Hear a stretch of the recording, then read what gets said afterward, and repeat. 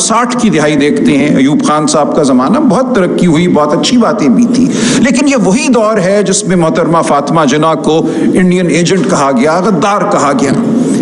اس کے بعد ہم دیکھتے ہیں جب ثانیہ مشرقی پاکستان ہو جاتا ہے، وہ شخص جو محترمہ کا پولنگ ایجنٹ تھا، ان کا دست راست تھا شیخ مجیب، وہ اب ہمیں غدار کی شکل میں نظر آتا ہے، ہمیں پیش کیا جاتا ہے۔ وہاں سے ہم آگے بڑھتے ہیں، ایک جمہوری دور آتا ہے، بھٹو صاحب کا دور، لیکن کیا کیا جاتا ہے بھٹو صاحب کے ساتھ؟ مارشل لا اور اس کے بعد ایک عدالتی قتل۔ جس آواز کو جمہوری طریقے سے دبایا نہیں جا سکا، اس کو جبر کے ذریعے دبایا گیا، اور ہر دور میں عدلیہ نے ساتھ دیا۔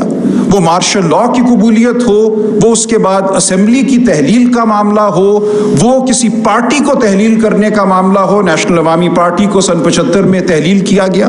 آج پھر وہ گونج میں سن رہا ہوں، ان مقدموں کو نکالا جا رہا ہے، جھاڑا جا رہا ہے کہ کیا ہوا تھا۔ شاید دوستوں کو یاد نہ ہو، سن 75 میں جب نیشنل عوامی پارٹی کو تحلیل کیا گیا تو ایک جج صاحب تھے ہمارے، جو اس وقت لا سیکرٹری تھے بطور ہائی کورٹ کے جج کے، انہوں نے نیشنل عوامی پارٹی کے خلاف ریفرنس تیار کیا۔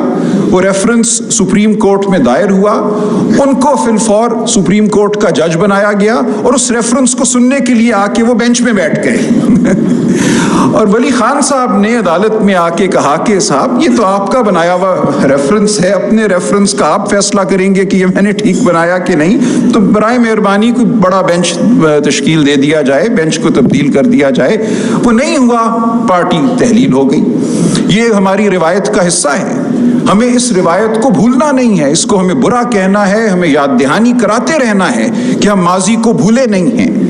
اس کے بعد ہم دیکھتے ہیں 80 کی دہائی میں جو ہوا، مارشل لا کا دور تھا، اس میں بہت سے ججوں کو فارغ کیا گیا جن کے حوالے سے اعتبار نہیں تھا کہ یہ ہاں میں ہاں ملائیں گے۔ اس کے بعد جو بچی کچی عدلیہ رہ گئی، اس نے بھی ایک بڑا باکمال فیصلہ دیا جو میں سمجھتا ہوں ہمارے لیے آج بھی مشعل راہ ہے۔ سن 88 میں اس وقت کے مارشل لا ڈکٹیٹر یہ چاہتے تھے کہ ایک سیاسی جماعت، ملک کی بڑی سیاسی جماعت پیپلز پارٹی کو الیکشنوں سے باہر کر دیا جائے۔ ایک قانون بنایا گیا جس کے تحت یہ ضروری قرار دیا گیا کہ پارٹیاں جو ہیں اپنے قوائف جمع کرائیں گی، اور پھر الیکشن کمیشن فیصلہ کرے گا کہ کون سی پارٹی جو ہے وہ اس قابل ہے کہ اس کو الیکشن میں حصہ لینے دیا جائے، اس کی رجسٹریشن کی جائے یا نہ کی جائے۔ مارشل لا ابھی موجود تھا، اس وقت کے مارشل لا ڈکٹیٹر ابھی حیات تھے، ان کے ہوتے ہوئے سپریم کورٹ نے ایک شاندار فیصلہ دیا سن 88 میں، جس میں انہوں نے کہا کہ بنیادی حق ہے یہ ہر شہری کا کہ وہ سیاسی جماعت بنائے، سیاسی جماعت کا ممبر ہو، اور بطور ممبر الیکشن میں حصہ لے اور اپنی پسند کے کینڈیڈیٹ کو ووٹ دے۔ اس فیصلے کو Benazir Bhutto versus the federation 1988 Supreme Court, میں سمجھتا ہوں پاکستان کی تاریخ کا میری نظر میں وہ اہم ترین فیصلہ ہے۔ اس نے بہت سے حقوق کو نہ صرف یاد کرایا ہمیں، بلکہ عملی طور پہ موقع دیا کہ ان حقوق پر عمل کیا جا سکے۔ اس کے بعد الیکشن ہوا اور ایک جمہوری عمل کا انعقاد ہوا۔ لیکن کیا دیکھا ہم نے؟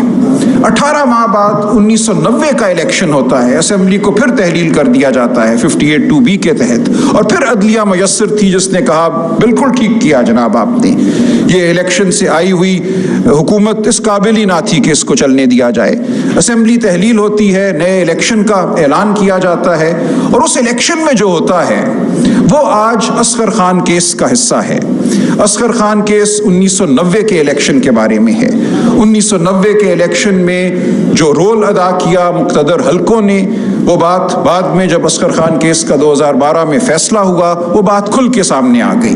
مجھے سعادت نصیب ہوئی، میں اصغر خان صاحب کا وکیل تھا اس مقدمے میں۔ 16 سال اصغر خان صاحب ڈٹ کے کھڑے رہے، ان کی 13 سالی کے باوجود وہ ہلکا ہلکا چلتے ہوئے عدالت آتے تھے، لیکن آخری دن تک وہ عدالت آئے اور انہوں نے کہا یہ میرا قرض ہے، اس قوم کا مجھ پہ قرض ہے کہ میں یہ مقدمہ لڑوں اور اس ملک کی سیاست کو جبر سے آزاد کراؤں۔ جو کچھ 1990 میں ہوا تھا وہ آئندہ نہیں ہونا چاہیے۔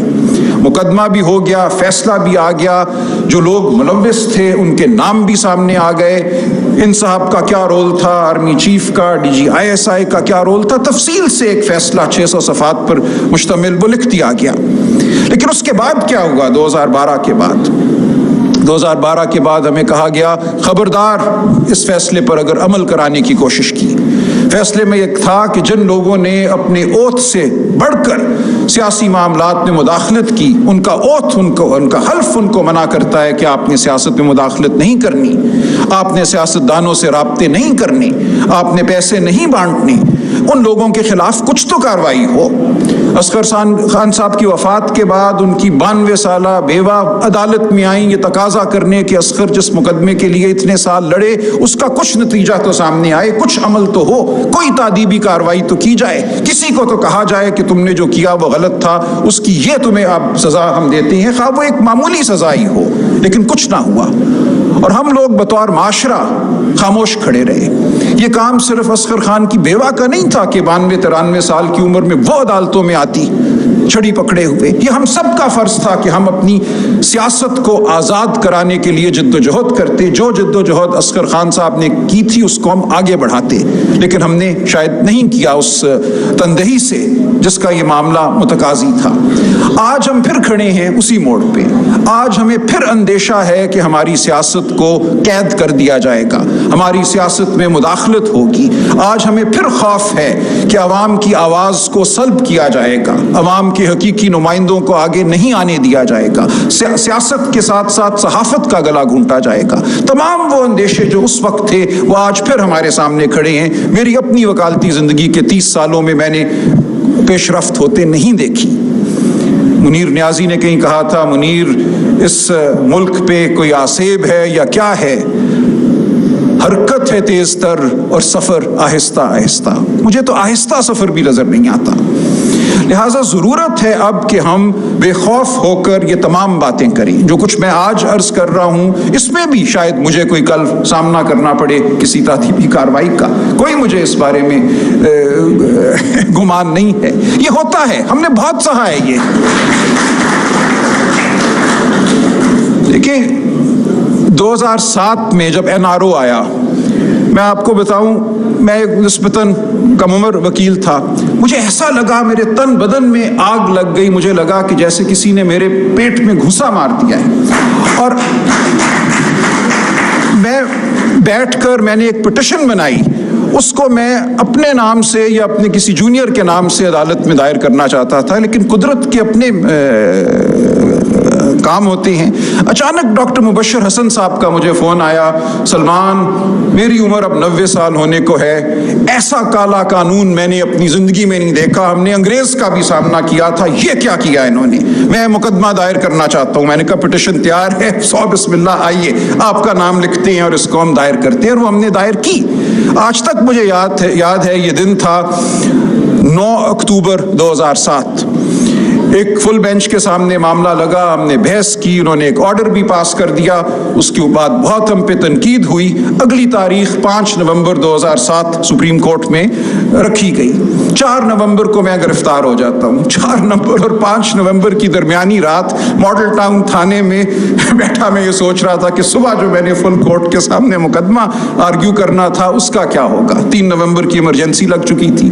2 हफ्ते के बाद बेल होती है, बाहर निकलता हूँ, फिर पुलिस मेरे घर आती है छापा मारनी और मैं दीवार फलांग के भागता हूँ और 2 हफ्ते फिर मैं गायब रहता हूँ। तो हमने ये सब कुछ किया इसलिए कि कानून की कहीं इस्लाह हो जाए, हमारी जो रूह है वो जाग उठे, हम खौफ से बेदार हो जाएं। और वो तगोदो आज भी जारी है। लिहाजा जब हम बात करते हैं अदलिया की आज़ादी की तो हम बात कर रहे हैं इस मुल्क और इस कौम की आज़ादी की। ये सिर्फ किसी कानून को बदलने से, आइन को बदलने से आज़ादी हमें हासिल नहीं होगी। ये एक सियासी जद्दोजहद का नतीजा होगी। ये उस अज़म का नतीजा होगी जो नहीं मानता जबर को। जब तक ये अज़म हमारी कौम में आम नहीं होगा, और मैं अपने तमाम कायदीन को आज ये मुखातिब करके कहता हूँ, इल्तजा करता हूँ आपसे बिलखुसूस, लेकिन जो भी सुने मैं उससे ये इल्तजा करता हूँ कि कारिंदा बनना किसी का छोड़ दो, अवाम के कारिंदे बनो, किसी और के कारिंदे मत बनो।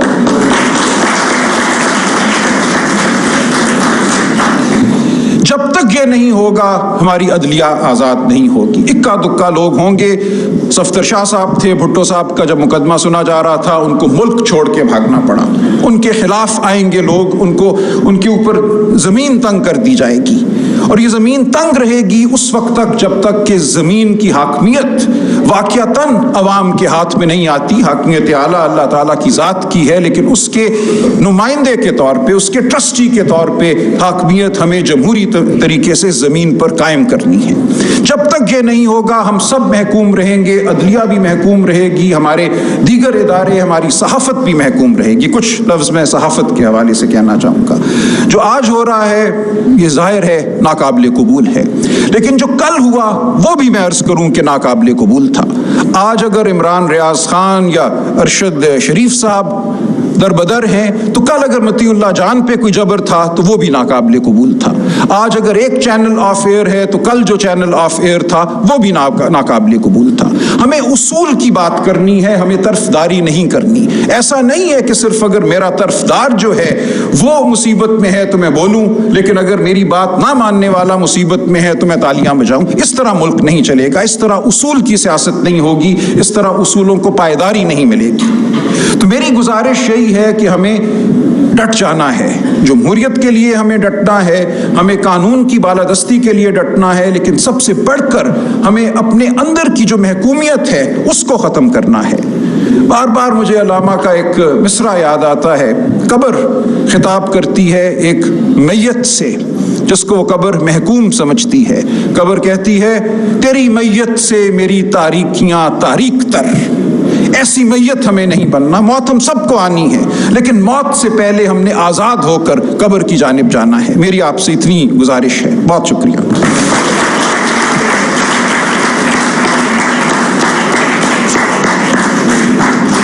بہت شکریہ سلمان صاحب, نہایت جاندار.